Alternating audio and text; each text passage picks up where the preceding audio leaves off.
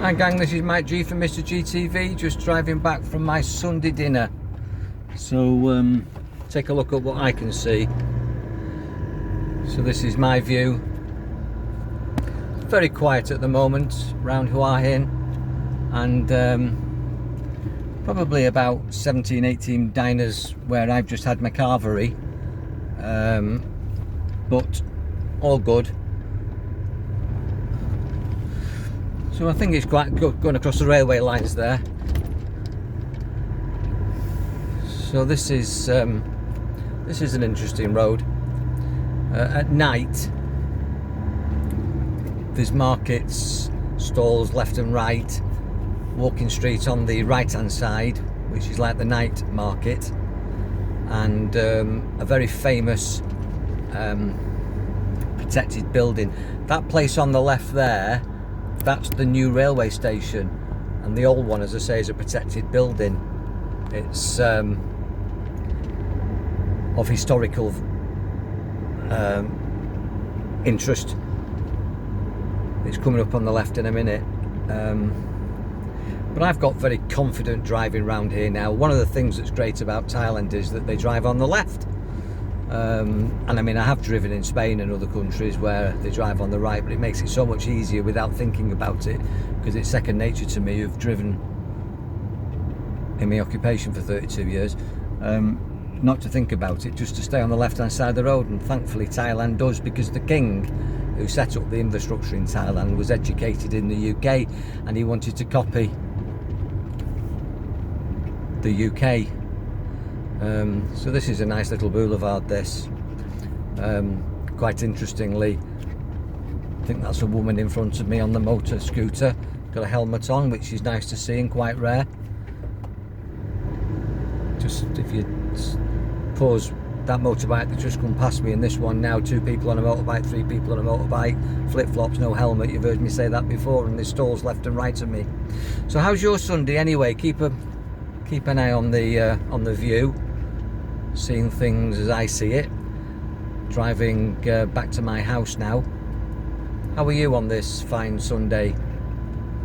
Nice murk coming towards me. As you can see, the market stalls on the left hand side here, they've all been pulled down as this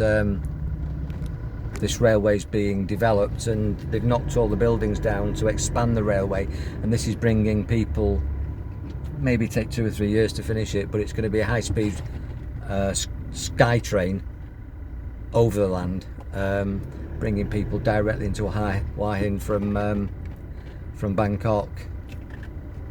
I'll let this lady go.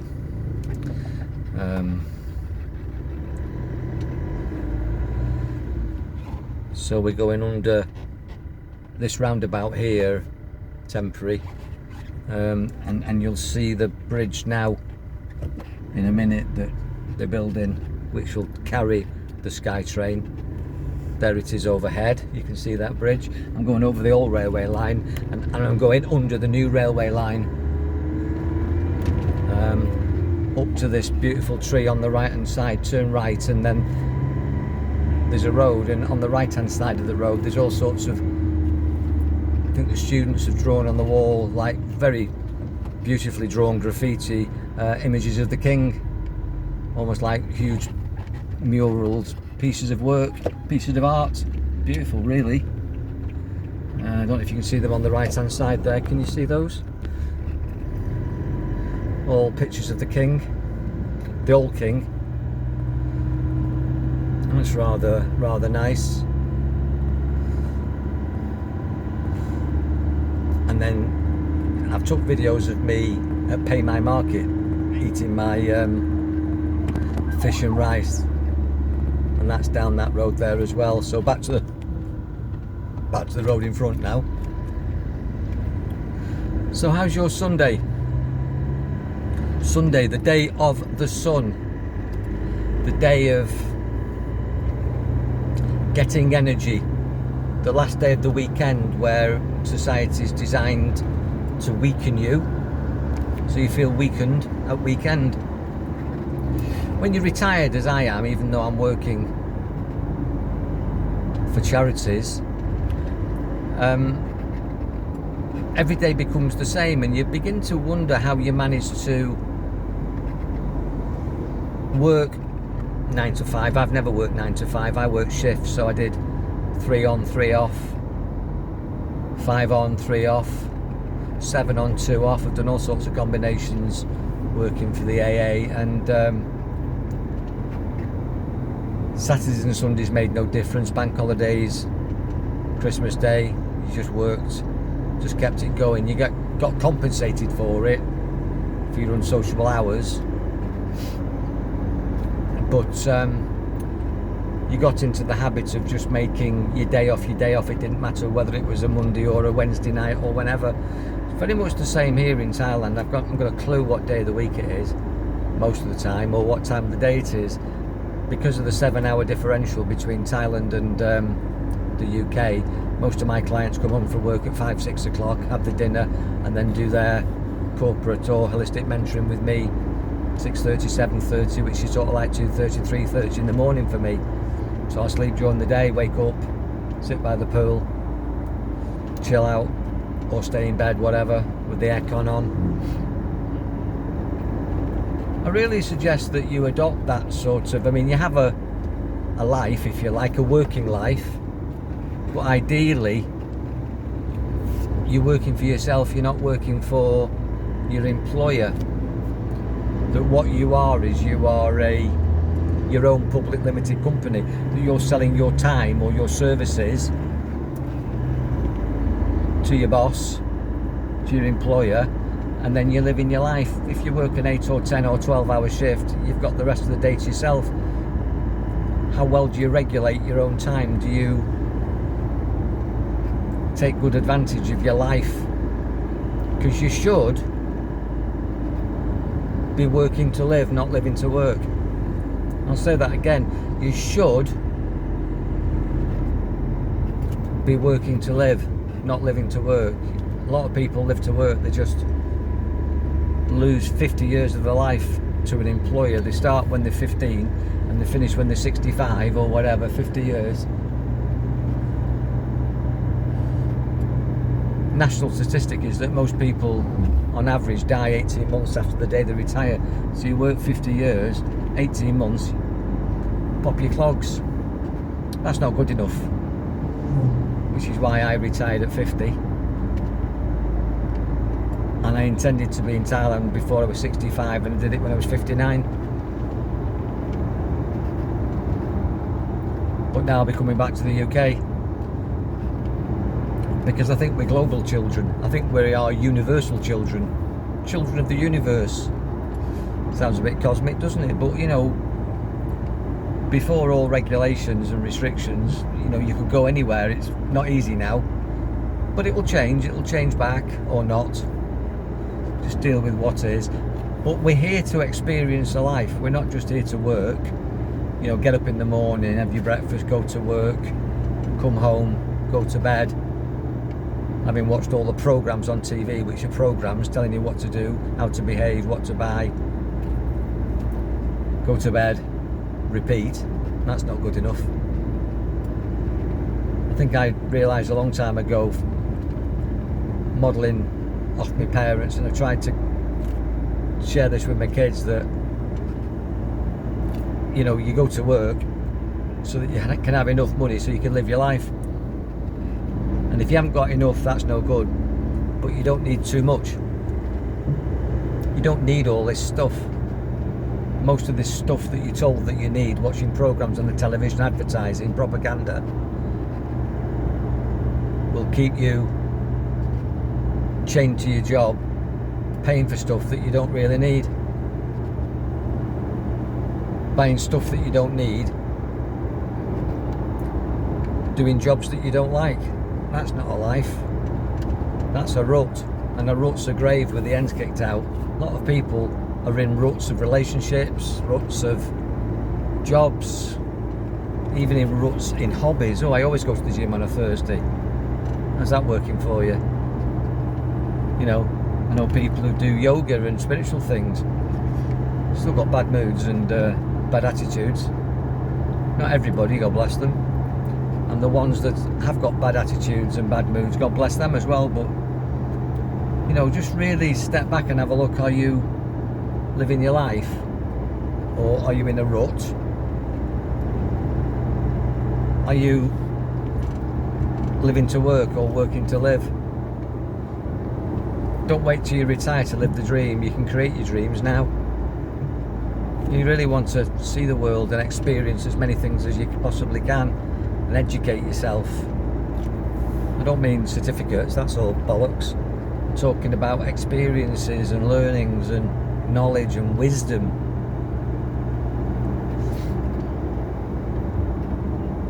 So the road off to the left, down that road, which is called Soy 88, Soy Street, and they're all numbered here like they are in America. I've just had my dinner at Soy 125.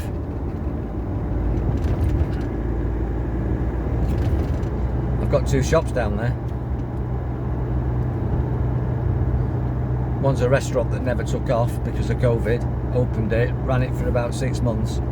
Had to close it because of regulations, never reopened it, and that's up for sale.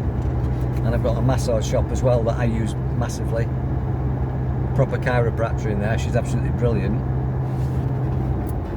But even that was closed during COVID regulations. It's reopened now, but there's no tourists and not a lot of money, and people are very, unfortunately, fearful of physical contact. That's a shame, isn't it? But that's the world that we live in at the moment.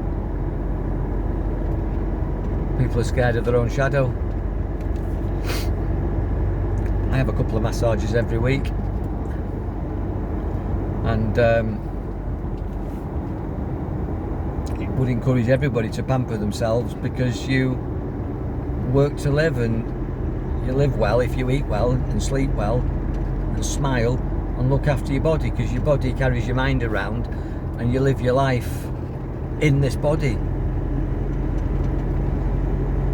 So really, you know, you wouldn't put crap oil in your car and crap fuel, but people are prepared to put crap food in their body.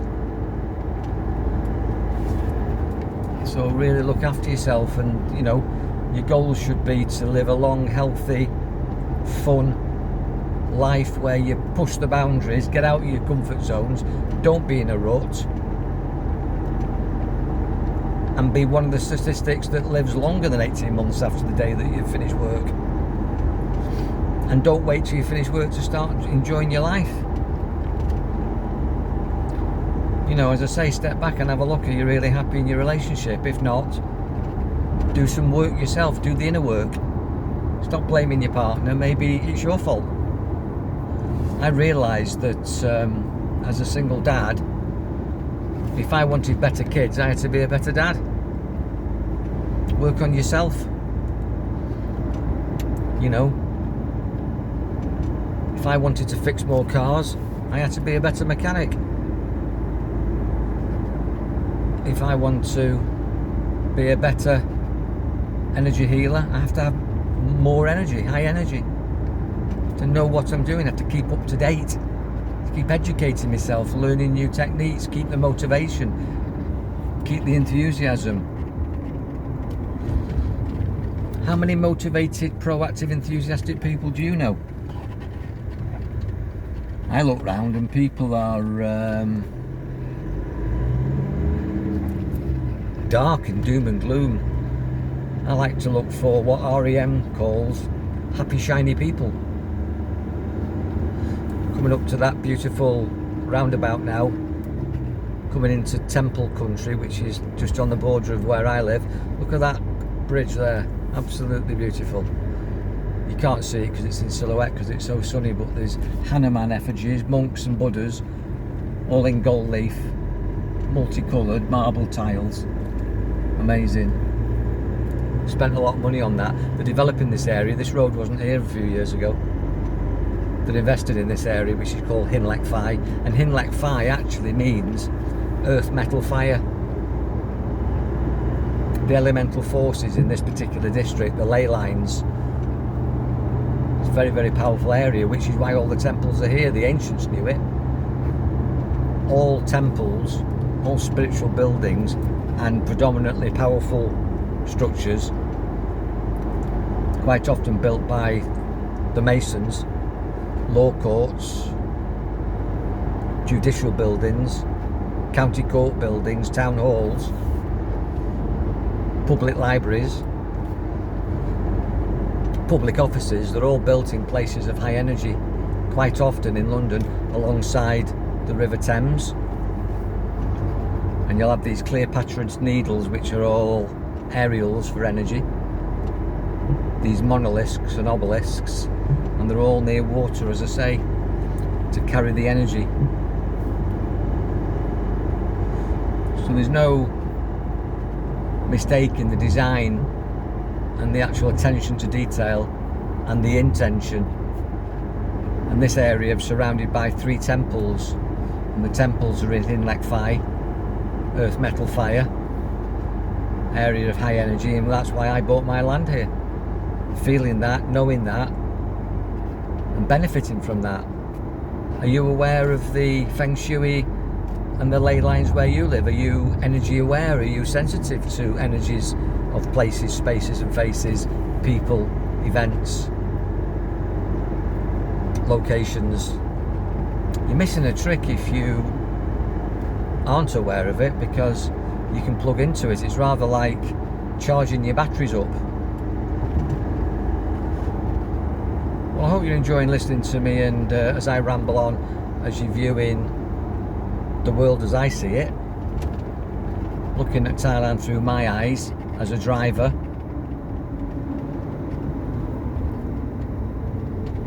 Miss nothing. Absolutely miss nothing. I'm going to go a different way today. I'm going to go through these lights, and I'm going to go to the top end of town and come in that way and show you.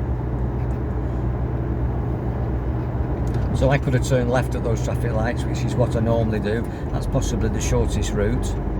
If I take the first right off this road, that's the most quick route, the short route, but it's actually quite rural. I'm going to go up to the next crossroads and take a left and show you some things from a perspective that you possibly haven't seen before. I'm actually doing 90k. That's the speed I'm on at the moment. I'm in a 3.2 turbo diesel Toyota Hiace. This car is actually faster than my 320 BMW. Such powerful thing on a lightweight chassis. And fuel here is pennies. It's about 70 pence a litre at the moment. It's actually gone up. It was about 40 pence, 30, 40, 50 pence. But it's up at the moment because of the world situation. It's still damn cheap. I'm told by my daughter that fuel's about 130 now in the UK. So tyre place on the left, 50 sign, and I'm turning left here. This is about 5 minutes from my house now, possibly less. Turning left, cycle lane on the left hand side, and now this is Longshore. Just a bit further up the road is the school where I used to teach.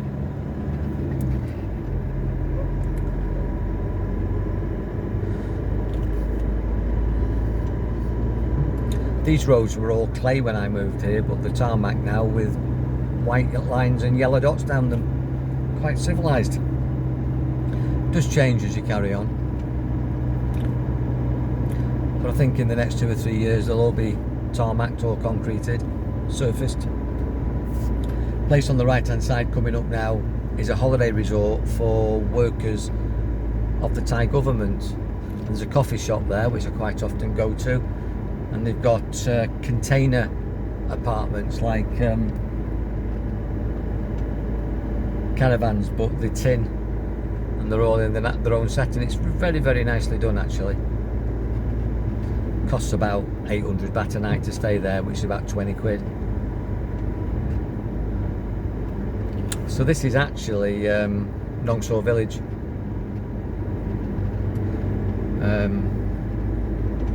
And we're going to go down here a little bit. There's a shop on the right hand side which is like a house. Funnily enough, if you stop that, there was actually a snake that I've just driven over. I didn't hit it, it went under between my wheels, but there was a snake on the road there. if you stop there and have a look, there's a snake actually on the road.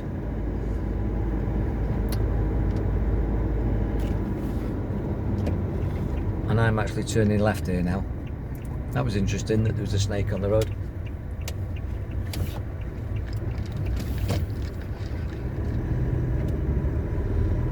So my house is just up here. There's a house being built on the left here, that place. They've got a bit of a monument, a shrine at the front in gold. First thing that they build is the shrine. Place on the right, a mate of mine called Roger. He's in the UK at the moment. My gardener, son and lamb, they live there. And this is my place coming up on the left hand side now. Possibly my dogs will be waiting for me at the gate. That's my gate, that's my house there.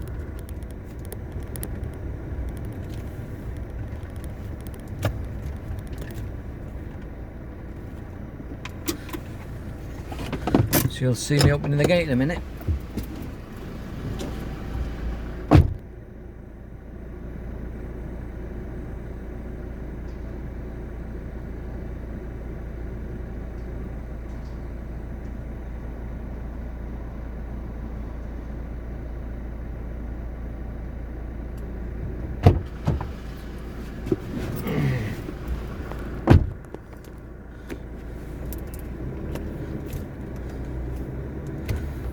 Coconut trees left and right.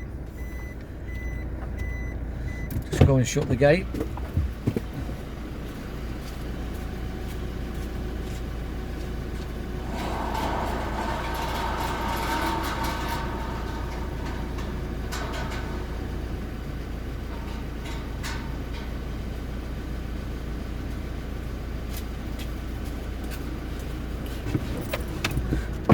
So as I said, mate, welcome to my world. Whatever you create in your world is completely in your control.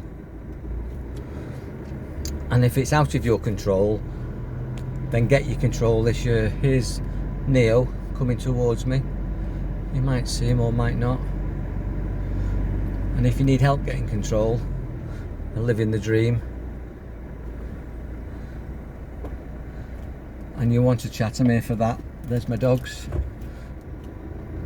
There's my bike. There's the guest house. And I'm back. Have a wonderful day, everybody. God bless. Enjoy your mind.